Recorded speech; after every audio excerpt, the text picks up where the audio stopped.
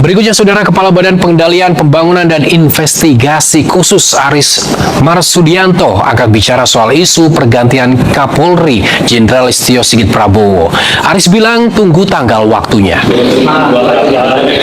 Saat ditanya soal isu surat Presiden pergantian Kapolri telah dikirim ke DPR, Aris bilang rotasi jabatan adalah hal biasa dalam tata kelola pemerintahan. Ia meminta masyarakat menunggu keputusan Presiden Prabowo Subianto dan tidak berspekulasi lebih jauh. Alah, tunggu tanggal waktunya. Tapi bener nggak sih Pak, udah diserahkan? Jabatan di dunia pasti akan diganti. Tidak ada yang tidak diganti kan begitu. Tinggal waktunya ganti Pak Presiden. Sudah dikirim ke DPR belum Pak? Udah, tunggu aja ya. Udah Pak, udah dikirim Pak. Sementara itu, Saudara, DPR membantah soal isu sudah dikirimkannya surat perintah Presiden terkait pergantian Kapolri. Wakil Ketua Komisi 3 DPR fraksi Partai Nasdem Ahmad Sahroni juga membantah kabar adanya rencana penggantian Kapolri Jenderal Listio Sigit Prabowo. Bagus kok, cuman kan isu terkait dengan bagaimana Kapolri diganti kan hembusannya kenceng. Wajar kan, beliau udah 5 tahun gitu. Karena lama ya? Karena lama, orang ada yang nggak suka, ya ya dimaklumin aja. Pengen ganti? Ya mungkin karena udah 5 tahun ya, gantian lah misalnya gitu kan, ada bisa aja. Tapi kan ini kan aspek profesionalisme yang dilakukan oleh Pak Sigit. Dia kan bekerja luar biasa. Mau sabotase pemerintahan saya ya, kalian ini mau menjatuhkan saya ya, begitu. Kemudian muncul usulan untuk mengganti Kapolri. Usulannya dari mana? Dari Menhan Syafri Samsudin. Kapolri atau Polri lah ya, institusi kepolisian yang tidak melaporkan, lagi-lagi tidak melaporkan ya penggeledahan di Rabu itu kepada Presiden. Nah, ini jadi satu concernnya Presiden. Karena dianggap tidak melaporkan dan lain sebagainya, ini dinilai sebagai bentuk pembangkangan. Ternyata Menhan Syafri itu mengusulkan satu nama yang saat ini juga menjabat di Bintang 3 Polri, yaitu Kabahar Kam, Mabes Polri, Komisaris Jenderal Karyoto. Setelah bubar gitu ya, para peserta rapat, ada yang bisikin Prabowo. Pak Prabowo, Karyoto itu besannya KDM loh Pak. Oh, Kang Deddy Mulyadi. Oke. Nah, Prabowo respon, loh nanti kalau jadi Kapolri, Karyoto ini kerjanya bukan buat saya lagi. Saya juga bukannya tidak mendengar dan kemudian tidak berpikir untuk apakah saya harus mengundurkan diri ataukah saya harus bertahan, dan ini kemudian menjadi polemik ya, dan juga menjadi satu hal yang juga itu menjadi bagian dari beban yang saya pikirkan, dan itu saya sampaikan juga ke teman-teman, ke para pejabat, ke anggota, bagaimana kalau saya mundur. Namun dari mereka juga banyak yang keberatan, dan kemudian saya berpikir bahwa mundur di dalam situasi kondisi seperti ini sama saja saya meninggalkan kondisi anggota, kondisi institusi yang sedang terpuruk, yang carut marut, dan kemudian saya mundur, saya nggak tanggung jawab. Nah, inilah yang saya ketahui, saya cari informasi siapa sih penyidik R ini, ternyata dia adalah saya anggap sambil ketawa aja, ternyata ada juga di Indonesia ini ada penyidik Polri ya, ada penyidik pegawai negeri sipil, ada penyidik tertentu, dan satu lagi ada penyidik Oslo seperti itu ya. Ini ya penyidik ini yang mendampingi waktu RJ, sekali lagi Damai Hari Lubis, Egi Sujana, dan Risman di kediaman Jokowi ya. Padahal kediaman Jokowi itu bukan kantor polisi seperti itu ya.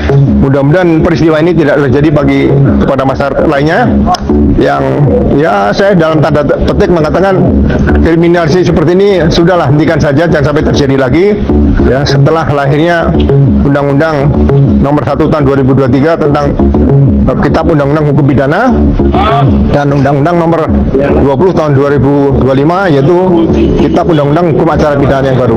Kalau memang hak prerogatif Presiden, tapi sekarang muncul rumornya cukup liar pergantian dari Kapolri.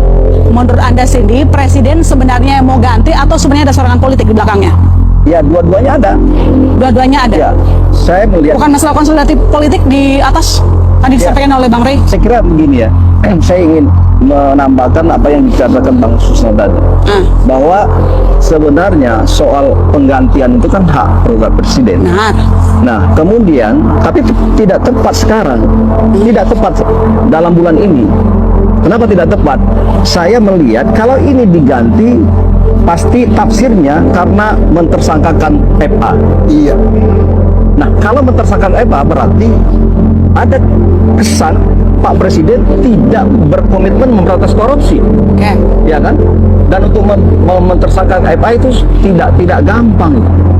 Dia mempunyai posisi yang strategis sebagai penegak hukum, dan ini apa yang dilakukan oleh Kortas Tipikor dan Polda Metro Jaya ini adalah bagian dari dalam rangka memberantas korupsi. Apakah dengan demikian Kapolri yang diganti ini tidak tepat? Nanti jangan sampai, hati-hati Presiden dalam mengambil keputusan. Hati-hati, ini adalah bisa saja nanti investasi politik yang jelek kalau diganti hari ini atau minggu depan. Tidak tepat waktunya begitu. Baik, saya ke Pak Sugeng. Pak Sugeng, tadi kalau Bang Rey mengatakan ini sebenarnya memang mau diganti, cuman ada perdebatan di atas katanya, para elit di atas. Kapolri itu alat kerja presiden, ya. Jadi Kapolri secara konstitusi dia alat kerja penegakan hukum presiden, melayani masyarakat, menjaga keamanan, ya.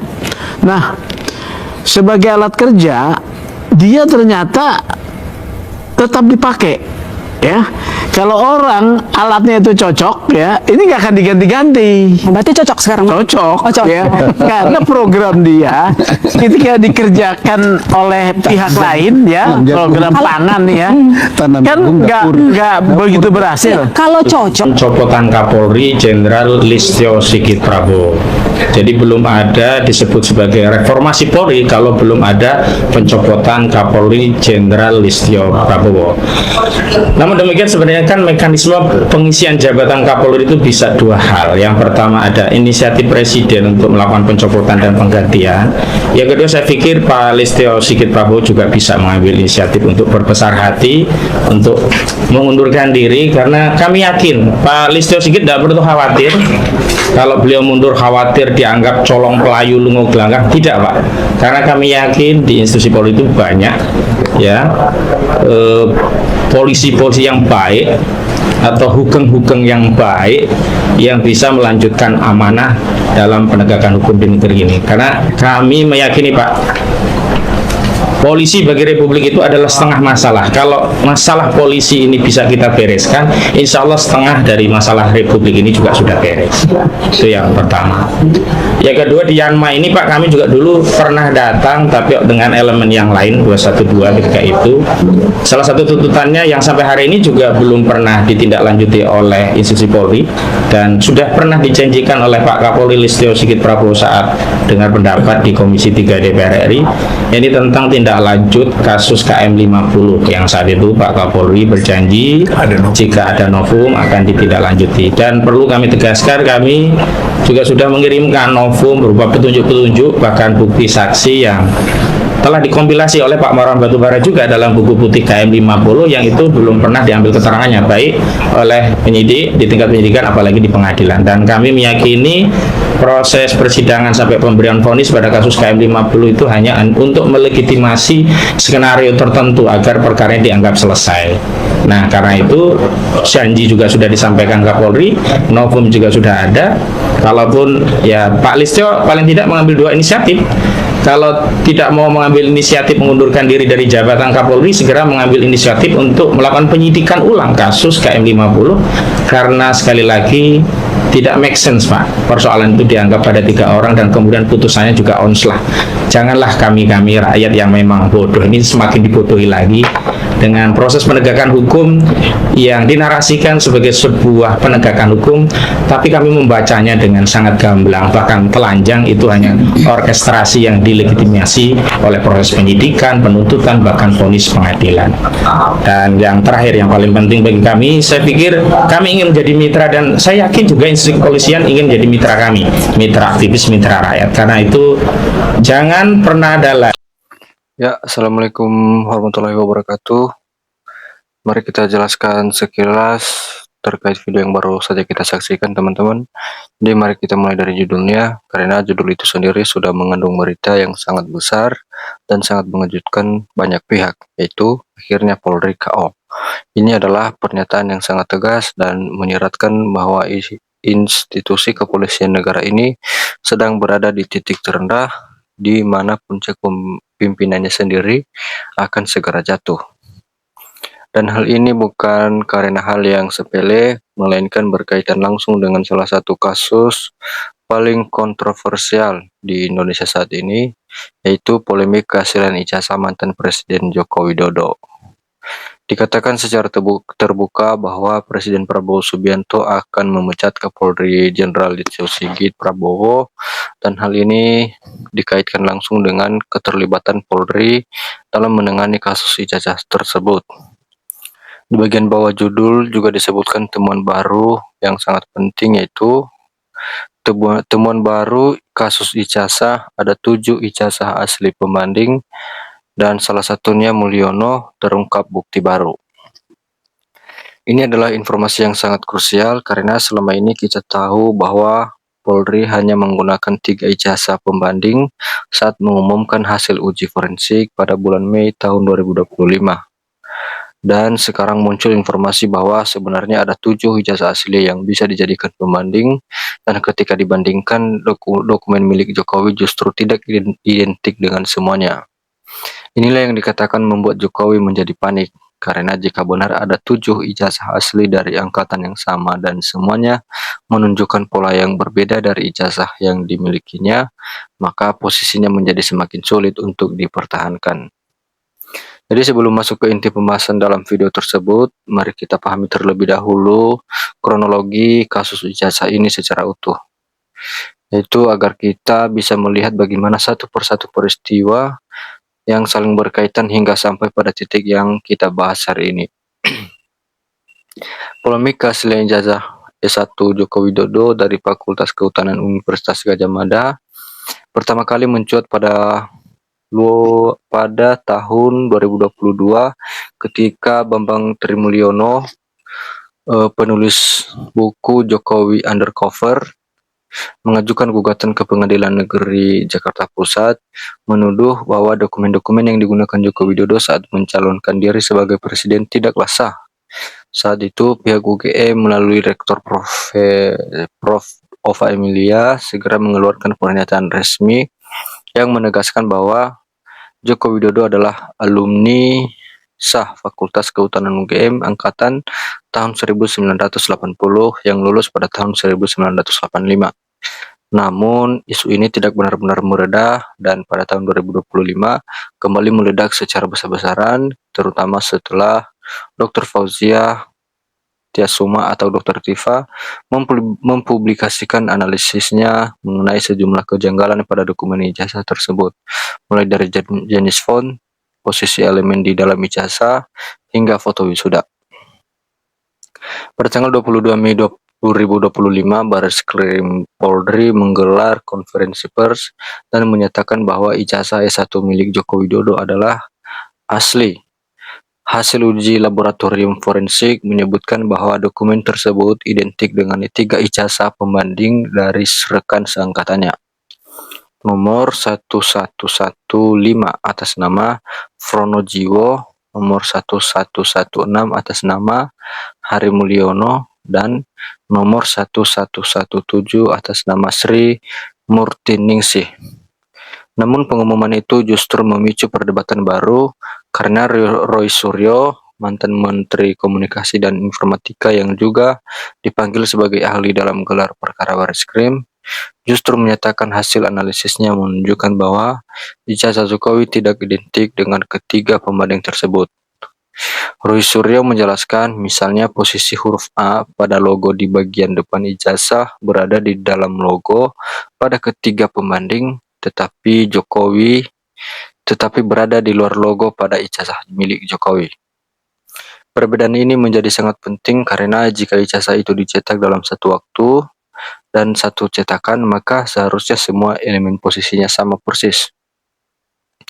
Kini dalam video ini muncul informasi baru yang disebut sebagai temuan yang mengubah segalanya. Ternyata bukan hanya 3, melainkan ada 7 ijazah asli dari angkatan yang sama yang berhasil dikumpulkan dan dijadikan pembanding. Dan salah satunya adalah atas nama Mulyono yang dalam pengumuman Kapolri sebelumnya disebut Hari Mulyono. Ketika ke-7 ijazah asli itu dibandingkan satu sama lain, semuanya menunjukkan kesamaan pola, posisi elemen, jenis font, dan tata letak yang konsisten.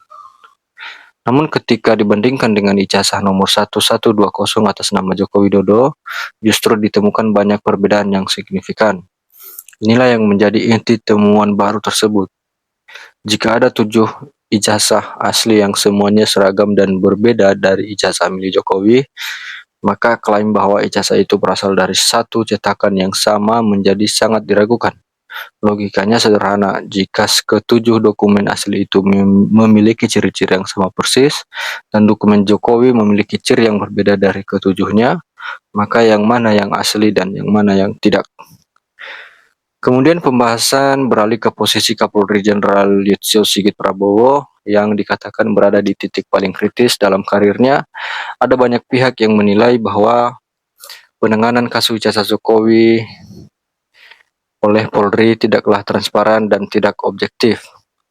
Laksma TNI Purnawirawan Moeriono Aladin secara terbuka menyatakan bahwa Kapolri adalah biang keladi terjadinya kriminalisasi terhadap pihak-pihak yang mempertanyakan keaslian ijazah tersebut, dan meminta Presiden Prabowo Subianto untuk segera mencopot Listio Sigit dari jabatannya. Tuduhan ini sangat berat karena menyeratkan bahwa institusi kepolisian digunakan untuk melindungi satu pihak dan menekan pihak lain dalam sebuah kasus yang menyangkut kepentingan publik yang sangat besar. Kabar tentang pergantian Kapolri ini sebenarnya sudah mulai beredar sejak awal bulan Agustus 2026. Ada laporan yang menyebutkan bahwa Presiden Prabowo Subianto telah menyiapkan surat presiden untuk mengganti Listio Sigit. Dan surat itu bahkan sudah dikirimkan ke DPR untuk mendapatkan persetujuan. Namun di sisi lain, Ketua Komisi 3 DPR RI, Habibur Rahman, membantah kabar tersebut, menyatakan bahwa tidak benar ada surat presiden terkait pergantian Kapolri. Menteri Sekretaris Negara Prasetyo Hadi juga ikut membantah, menyatakan tidak ada surat presiden untuk mengganti Kapolri. Namun di tengah bantahan-bantahan itu, muncul pula informasi yang menyebutkan bahwa Listio Sigit sendiri telah mengakui adanya surat perintah presiden dan menyatakan bahwa sebagai prajurit ia siap menjalankan perintah apapun dari presiden. Jadi di sini kita melihat adanya ketidakjelasan yang sangat mencolok. Ada yang membantah, ada yang mengonfirmasi, dan ada yang setengah mengonfirmasi. Inilah yang membuat situasi semakin membingungkan sekaligus semakin menarik untuk diamati. Yang perlu kita perhatikan adalah keterkaitan antara kasus ijazah dengan posisi Kapolri. Banyak pengamat dan tokoh masyarakat mulai bertanya-tanya mengapa Polri begitu bersemangat menetapkan Dr. Tiva dan Roy Suryo sebagai tersangka dalam waktu yang relatif cepat. Sementara ketika diminta untuk membuktikan keaslian ijazah secara terbuka dan transparan, justru banyak hal yang ditutupi. Mengapa hanya menggunakan tiga pembanding, padahal sebenarnya ada lebih banyak ijazah asli yang bisa dijadikan rujukan? Mengapa hasil uji forensik tidak dipublikasikan secara lengkap dan rinci, sehingga publik bisa menilai sendiri?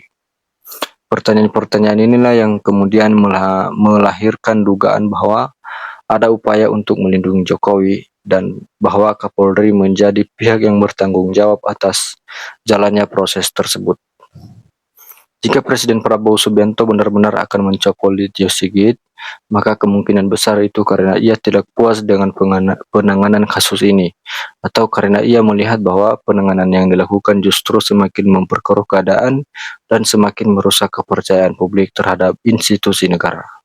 Nah teman-teman, demikian saja sekilas penjelasan terkait video yang baru saja kita saksikan, dan sampai jumpa di video berikutnya. Terima kasih.